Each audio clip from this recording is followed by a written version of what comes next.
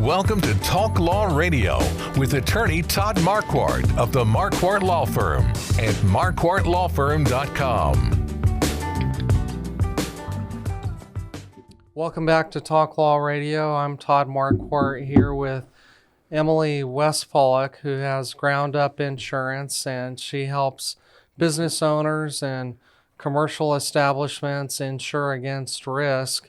And we're going to talk about legacy. And now, it's time for the Talk Law Radio Legacy Spotlight. What's your legacy? Sponsored by Marquardt Law Firm. This is the Legacy Spotlight, and there's a sound effect where somebody with a gavel is hitting the table, so that's why I like to do that. Marquardt Law Firm sponsors this show, and attorneys at Marquardt Law Firm focus on business and estate law, including last wills, living trusts, and tax-protected inheritance plans. It's all about legacy. And you're involved in a group with my partner, Daniel Palmer, and so you know that he does estate planning, and he told me about what you do, and he said, hey, you need to meet Emily because she works with businesses, and I do a lot of business law, so we need to talk about that sometime. Definitely. But now I want to talk about your legacy. So we'd like for you to share something about what that means to you, or maybe you inherited some special family heirloom, or maybe there's one that you want to pass down to somebody, or maybe it's just the values that you've learned from those who have gone before you. You can just pick whatever you want to talk about. What is legacy? So legacy to me, as I stated before, my mother and father were from Nebraska. Mm-hmm. My mother was from a very small farm town called Minden, or in Minden, Nebraska. Okay. It's called Christmas City. Really? If you ever see that funny daylight donut meme, that's their daylight donut. It's really? not open, and the sign's no longer there. But yeah. But the thing about it is they are proud farmers, salt of the earth people, innovative in what they've done. There's a place called Pioneer Village where you can actually go and see my grandmother's, her classroom. She took everything and donated it. A one-room schoolhouse? A one-room schoolhouse. Okay. And she was one of the first women who got to teach school even though she was married, because you were not allowed to do that. But one of the neat things as far as legacy on that is we have a family farm partnership. And so my grandma and grandpa made this farm partnership with their roughly about 850 acres. Mm-hmm. And they wanted to partner with the farmers of their land, and they take half the risk. They're not what they call cash rents, where they're not taking any of the loss on it. They're just getting, paid for the land. Mm-hmm. That's what cash rents is. But when they share with you, they get the harvest, but they also take the loss and help pay for your half of your supplies and do that. So it's like it's doing business like this, and it's a big deal. Well, unfortunately, brothers and sisters decide that they have different ideas on what legacy is, and decided that they wanted to do some changes. And unfortunately, my grandparents, we all know what their intent was, or at least everyone thinks they know what someone's intent is. Right.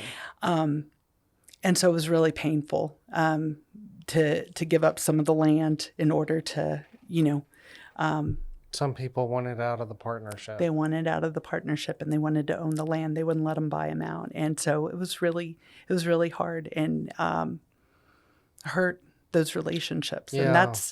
And that was never what we even call, even though I am not, my mom is Birchall. We're always the Birchall girls, we're bossy and smart. But yeah, so it was really hard to see that relationship. And so one of the things that my mom and her brothers and her sisters who are still in it are putting together what they want it to look like for the next generation. Good.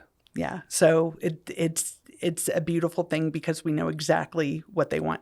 I always told my dad passed away, and when he passed away, he had a watch that he wanted to pass on to my brother, and he had this idea for how it would be used. But I had a long conversation with him. I said, "You don't get to decide that. Once you give it to him, Right. he's allowed to do whatever he wants with it." And so it was like that. He just wanted to make sure there was no contention, Right. when dividing assets and that kind of thing. And they're very fair. He's was a very fair man. And so, Well, thank you for sharing that. That's a wonderful story about how your parents work together with the community. yes. Well, and I love that. I love the idea of that, especially we only have one cousin that actually farms now. And so that's kind of heartbreaking in itself. Yeah. Yeah. Okay, well, that's the legacy segment.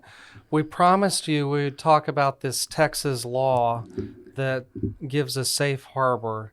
And so it's a cybersecurity law, Texas Cybersecurity Safe Harbor Law, found in Senate Bill 2610 from the 2025 legislative session. And tell us about it. How can we be safe? Exactly. Well, so everyone's heard the buzzword of cyber, especially if you're a business that has a website or collects information.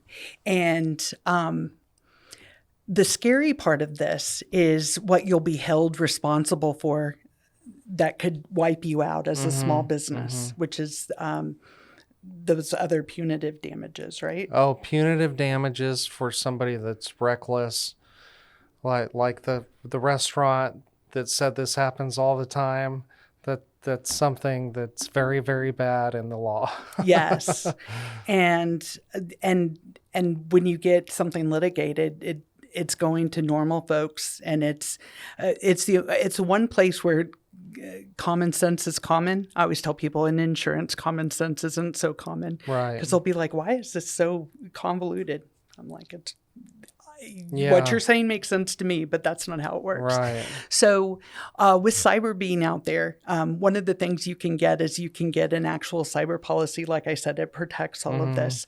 Well, what this safe harbor law did for you is it's basically rewarding businesses with 250 people or less. That's all it's covering. And they are protected provided that they do certain things. So like if it's a 20 or less thing, they just need to have password protection and have cyber training every year. Oh, okay. But basically what it's asking you to together is not just to have a cyber policy, an insurance policy, but to have a cyber policy so that your customers and so that your employees know how to handle sensitive data. Yeah, they need to learn about it. They Exactly. need to take some action. Like if it were the restaurant example, maybe there's a safe harbor for people that don't have holes in the stairs, and they have a flat space for the kids to fall if they fall out of the slide or whatever. But for cybersecurity, you have to have, what did you say again? So you have to adhere. So for a business that's 20 or less, you have to have a password protection in place. And you also have to have training. So those are your two things that you'd want to do every year. That's what everybody should do. That's the minimum standard of care. Well, and I think almost everyone does it. If you look at all the things that are going, it's very hard to change your 18-digit password. Right. Once a month. A lot of places, they force you to change your password now, and they tell you how many letters and numbers and special characters you're supposed to have. So that's a good thing to have. And you said it's for 250 employees and or less. Because I think they think that people who have more employees than that would already have something in place. Right. I kind of feel bad, though. So Ohio's safe harbor law includes all businesses. And also, they named certain things like SOX 2 and NAIST, the federal adherence you have to have as you get to bigger. They're more like bank level security for websites so that they don't get their data stolen. Exactly. And it's so important to have a policy in place. And one of the things is, if that's not your cup of tea and you don't know how to put it together, it's so important to work with a subject matter, a SME on that who does cyber. I mean, you've got to have a cyber protector. And if you go into that, that's someone who can work hand in hand with your insurance and tell you exactly what you need covered. Well, back in the olden days, all we worried about was computer viruses. And so years ago, this was 11 years ago, I think, I had an attorney that got a virus on the computer. And, it disrupted the whole workflow. And so after that, I kind of got the feeling that we were being targeted by, terrorists in other countries. And so I had met this guy that does computer security, and I said, I need whatever you have. And so I pay him an ungodly amount of money every month, every year, so that he protects us from a lot of that stuff. But insurance on top of that is recommended. Definitely. We got 40 seconds left. What do you absolutely want everybody to know? I just want people to know that if they want to know how their insurance is working and they don't have an agent that they can get with, feel free to give us a call and connect with us at Ground Up Insurance. Call you or email you or go to your website? All of them. I want to do all of the things. We're on Facebook too. Okay. Ground Up Insurance. Check it out. Emily West Pollock here on Talk Law Radio. We'll talk to you later. This has been Talk Law Radio with attorney Todd Marquardt, brought to you by the Marquardt Law Firm. You can learn more at marquardtlawfirm.com. And be sure to listen to the full Talk Law Radio show Saturday mornings at 11 on 9:30 a.m. The Answer. Most families don't realize they have hidden legal blind spots until it's too late. Wills, trusts, Medicaid planning, even protecting a business. These are the kinds of issues attorney Todd Marquardt helps uncover before they become problems. Todd is the host of Talk Law Radio, where each week he guides listeners through the legal challenges families, veterans, and business owners face, while showing them the practical steps to protect what matters most. Catch Talk Law Radio, Saturdays at 11 a.m. on 9:30 a.m. The Answer, 6:30 a.m. The Word, and now in Houston on AM 1070 and 103.3 FM The Answer, or anytime on YouTube. Planning isn't just about documents. It's about peace of mind, security for loved ones, and building a legacy that lasts. Don't wait for a crisis. Do it before you die.